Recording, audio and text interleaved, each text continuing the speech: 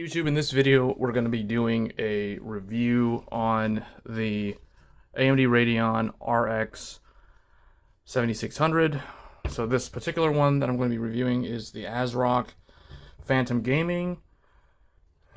Despite having a large cooler like this, it still has a single 8-pin and with a triple fan. So this is more of like one of the better AIB coolers for a graphics card that is under $300. So for those that are on a sub $300 graphics card when they got it, so maybe something like, say, an RX 480 or RX 580 from back in the day, these cards sort of sit in that 1080p realm of gaming, and they've always kind of existed there.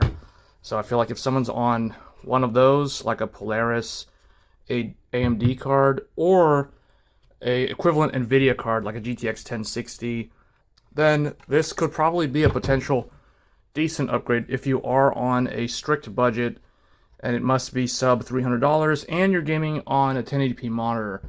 Then I feel like this technically still makes sense. I know there's a lot of controversy regarding like 8 gigabytes, but 1080p 8 gigabytes for most games, especially like mainstream games, esports titles, MMOs, MOBAs, etc. Also, those that were holding out for an upgrade and they wanted to stay in kind of that sub $300 range, GTX 970, 960, so basically the Maxwell cards from like 2014, 2015 era. This could be a potential good upgrade for anyone on one of those old NVIDIA cards. So without further ado, let's get into the benchmarks. Alright, so to get right into it, just to start off, we are doing all tests with resizable bar. If you have this feature on your motherboard, you're going to want to go ahead and turn it on.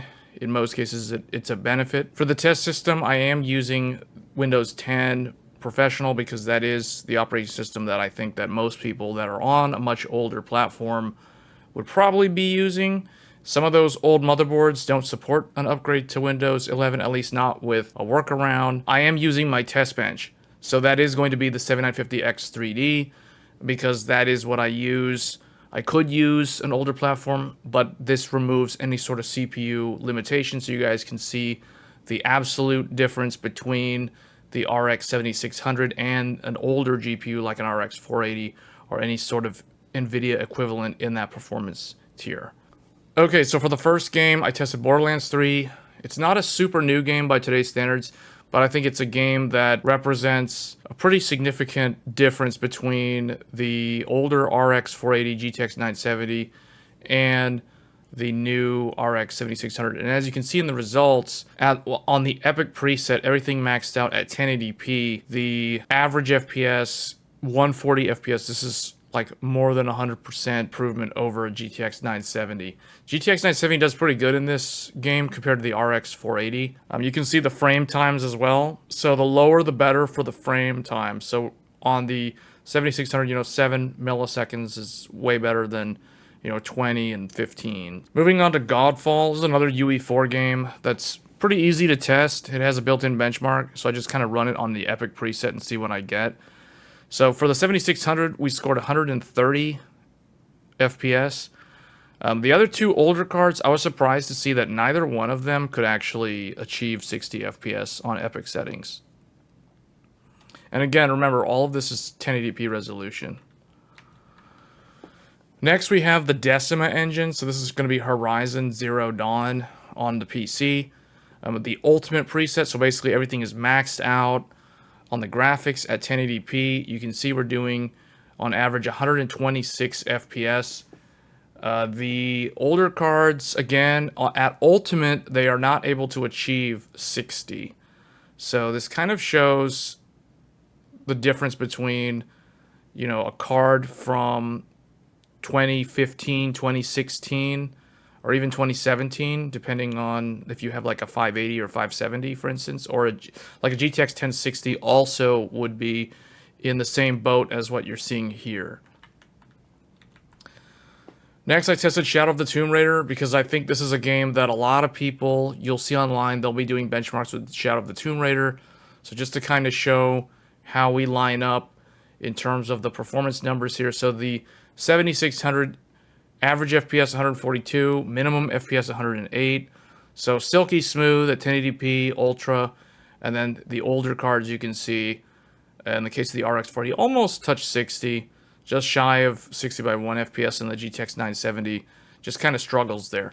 I think most of the time the cards in this game are not VRAM limited, so it definitely shows like its engine. It's like a rasterization limit on the older GPUs. Next, I tested one of the more popular MMOs. This is Final Fantasy XIV. The latest expansion is Endwalker, so that's what we tested in terms of the benchmark. And you can see in this title, the RX 7600, the minimum FPS was 81. That's actually higher than, or equal to or higher than, the average FPS of the two older cards. So that is worth noting.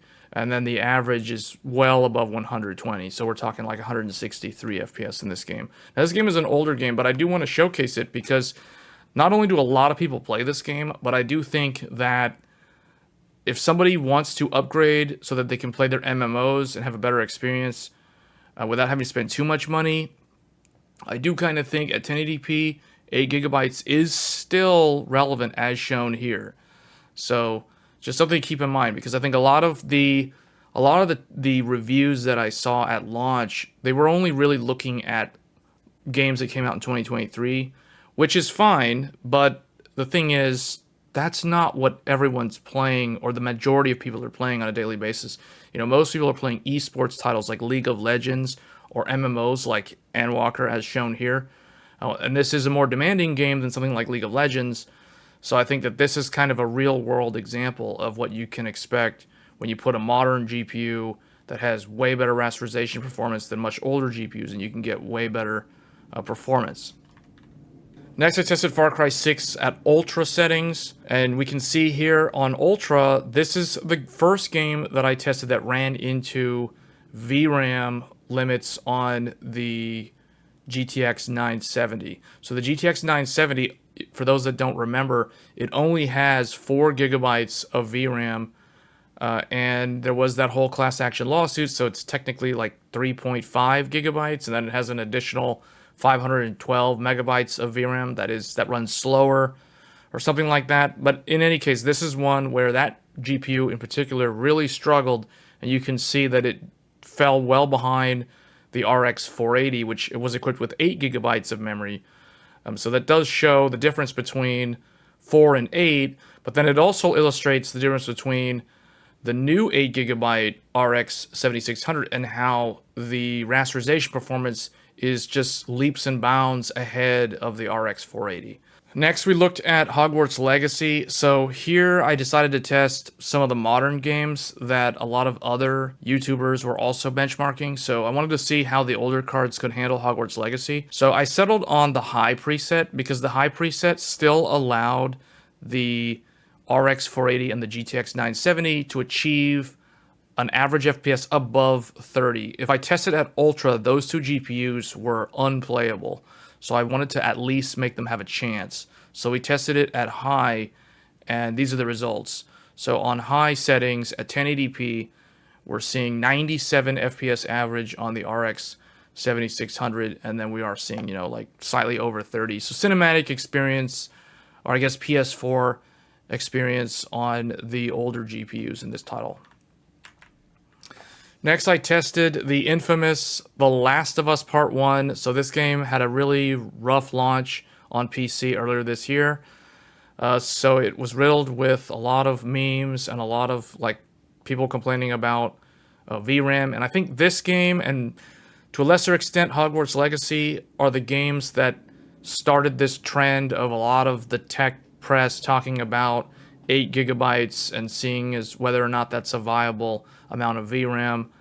But I do think if we're talking about a sub $300 graphics card, which is what the 7600 is, I do think that 8 gigabytes is still valid at that price point, just because you have to also take into account the cost to manufacture this thing and all the stuff involved.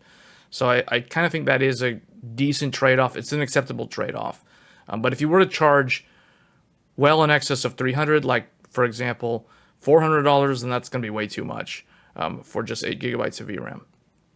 But you can see here, The Last of Us Part 1 shows what happens when you max out VRAM, because in this title, if I go up to Ultra, the RX 7600 does run out of VRAM. At high, we are just on the cusp. We're at like 7.8 or 7.6 gigabytes of VRAM at high preset. And if you were to turn on FSR, you could actually get better performance slightly. It does help, but not much. Because you are still running up against that VRAM limit of 8 gigabytes. But you can see what happens on the older GPUs. What's interesting here is the GTX 970 only has 4 gigabytes. And the RX 480 has 8 gigabytes. So the 8 gigabytes allows it, even though it's maxed out on the VRAM, it's still able to get that above 30 FPS experience. Whereas a 4 gigabyte card can't do that. So I think this game is a really good one at illustrating what everybody's been talking about when it comes to VRAM limitations in modern games. But thankfully, you can achieve playable experience with the RX 7600. You just won't be able to run it at Ultra. You can try Ultra with FSR, and that tends to help, but you're still going to be right on that line around like 60 FPS. Next, Star Wars Jedi Survivor. This is the last game that I tested, and this is another modern game that literally just came out like a month ago. So this one, it didn't really have the same sort of behavior as The Last of Us up front, but when you run it at Ultra, in this case I'm running this one at Ultra, you can see the VRAM is basically maxing out, not quite, but it's really, really close. And you can see the difference between an 8 gigabyte card, in this case the RX 480, and a 4 gigabyte card, the GTX 970. There's a massive difference between these two cards, even though in terms of overall rasterization, they're very similar. So it's interesting. A lot of people are complaining about 8 gigabytes of VRAM, but look at 4 gigabytes of VRAM and think about all the gamers out there that are still on cards that have, like 6 gigabytes or 4 gigabytes or even 3 gigabytes. So I think 8 gigabytes is sort of the absolute minimum at this point for 1080p, but the lower VRAM amounts suffer even worse, as you can see here. So the overall results, if we average all of the games that were tested, 123 FPS. It's an easy number to remember, 123 for 1080p gaming. We're averaging about 120 FPS if you want to kind of like memorize a vague number. So 120 FPS for the RX 7600. And for the RX 480, we average all the games 50 FPS. And the GTX 970, 44 FPS. So massive difference. We're talking more than 100% gain by upgrading from an RX 480 or RX 580 or like something like a GTX 980 even, or 1060, etc. You're seeing a massive improvement if you upgrade to this card and you're basically on a strict budget, sub $300. Relative performance, 245% versus the RX 480, as you can see here. And then if we compare it with the GTX 970, it's 277% faster. So I would say if you're on one of those really old GPUs, it is kind of worth it if you don't plan on upgrading your monitor anytime soon. That's kind of the takeaway that I'm realizing after doing all these tests. Power consumption while gaming. All three of these cards, basically the exact same power consumption. You're not really going to notice anything, which is a good thing because, again, if you're on a budget, you're keeping the same platform. You're trying to keep the cost down. You're going to reuse the same power supply that you had before. You don't have to do anything different here. Exact same consumption numbers across the board. Temperatures while gaming. So this is going to be how the ASRock Phantom Gaming Cooler performed in general. So I'm happy to report it is really good. So 61C was basically the hottest it ever got. You can see how that compares to a blower style. The RX 40 blower style was doing like 82 Celsius. And the GTX 970 from MSI was also doing 60. Fan noise, here's where it was a little bit different though. So the fan noise measured in dBm was the quietest with the RX 7600. So that Phantom Gaming Cooler from ASRock is actually really nice. I was impressed. This is the first ASRock GPU that I've ever actually used or tested. So I will say that I am pretty impressed, or at least satisfied, with what it is. And then here's a metric that not every reviewer usually shows, but I kind of think that the RPMs, or the fan speed, determines whether or not it's loud or not. So in this case, we're talking 1147 RPM. That's actually really good. That is basically silent. Most case fans under load will run around 1200 to 1500 RPM. So you won't really be able to hear this card over your case fans, which is really nice. So again, it's very similar to the GTX 970 100 million edition from MSI in terms of the fan speed. All right, lastly, I did test PCIe Gen 4 versus PCIe Gen 3. So what I did to simulate Gen 3, I basically went into the BIOS on the Gigabyte X670 and I set the PCIe slot to run at Gen 3 instead of auto or Gen 4. So I hard-coded it to Gen 3, and these are the results. So I was not expecting this. I was expecting to see more of a difference because I know with the 4060 Ti there is a noticeable difference. But with this card, I guess it's because it is a lower tier card, it didn't really change that much. There was one game in particular, as you can see here, Horizon Zero Dawn was the only one. If we go look at the percentage differences, so Horizon Zero Dawn saw an 8% difference. So going from PCIe Gen 3 to PCIe Gen 4, we saw an 8% improvement on Horizon Zero Dawn. And that is a game that has always historically benefited from PCIe bandwidth. It's just that's how it is. The Decima engine, for some reason, likes PCIe bandwidth, and it scales really well with the newer generations. The others were within margin of error. You know, we saw plus or minus 1% for the other games that were tested. But I think if you had a larger sample size, you probably see somewhere on the range of about 3%, if I had to guess. 3% difference in favor of Gen 4 if you had a much larger sample size in terms of games tested. Basically what I've seen in the past. So this is actually good news because this card, one of the things that I was worried about was this card is only electrically X8. So what that means is it doesn't actually use the full 16 lanes that the PCIe slot for the graphics card allows. Because of that, I thought that, well, you know, it's probably not going to scale well if you plug it into a much older motherboard if you're upgrading from like an RX 480. But that wasn't the case here. You know, only one game out of the ones that I tested saw an 8% improvement.